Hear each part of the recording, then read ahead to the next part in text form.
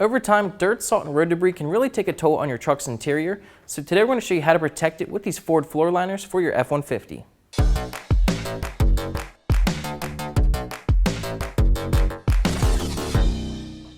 If you want to keep your interior clean and protected, or just give it a rugged look, these floor liners are a great idea. These Ford floor liners are designed to fit your 2015 to 18 Supercrew F150. They're made of high-quality black thermoplastic rubber and are designed to perfectly fit and contour the front and rear of your F-150. They feature deep grooves and channels to trap and hold onto dirt and moisture, and they're super easy to remove for cleaning. First thing we're going to do before we install these floor liners is clean up the area. For this, you can use a brush or a vacuum or a microfiber towel. Just get all the dirt or as much dirt and debris as you can out of the carpet so you're not pushing it into the carpet once the new floor liner is on top. These are going to be super easy to install, especially this driver's side one. Just attach the anchors here to the anchors on the carpet.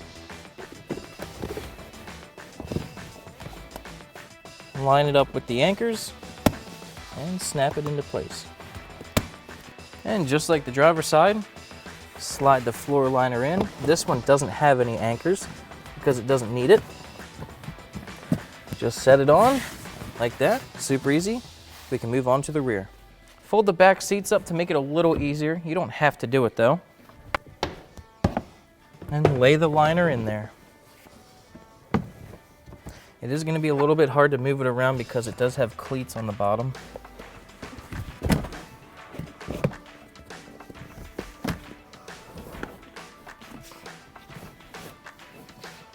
Get it lined up with the seats around here.